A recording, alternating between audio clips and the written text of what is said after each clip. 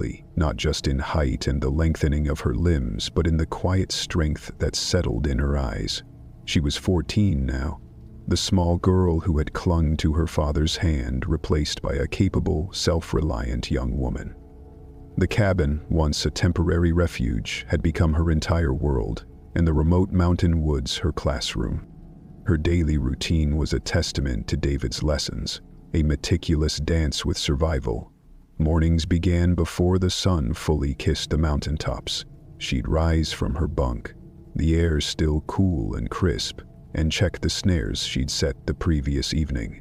Her movements were fluid and silent, honed by years of traversing the forest floor. More often than not, a rabbit or a squirrel would be waiting, providing the protein that kept her strong. She'd bring it back to the cabin, clean it with practiced efficiency, and prepare it for cooking over the small propane stove or the outdoor fire pit. Afternoons were dedicated to refining her skills. She'd spend hours by the lake, casting her fishing line, her patience unwavering even when the fish weren't biting.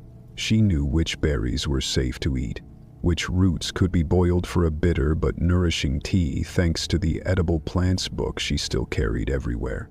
She practiced tracking game through the densest undergrowth, her eyes scanning for broken twigs, faint prints, or disturbed leaves. The rifle, once an impossibly heavy burden, now felt like an extension of her arm.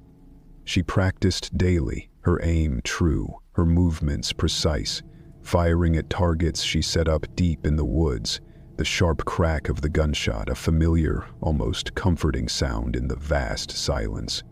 She could clean it blindfolded, her fingers knowing every groove and mechanism. The ham radio, though still mostly static, was a constant companion. A faint whisper of a world she barely remembered, a ghost of a connection she desperately clung to. Evenings were for a simple meal by the fire, the crackle of burning wood a stark contrast to the quiet hum of her old life. She'd often sit on the porch, watching the stars emerge, listening to the night sounds of the forest.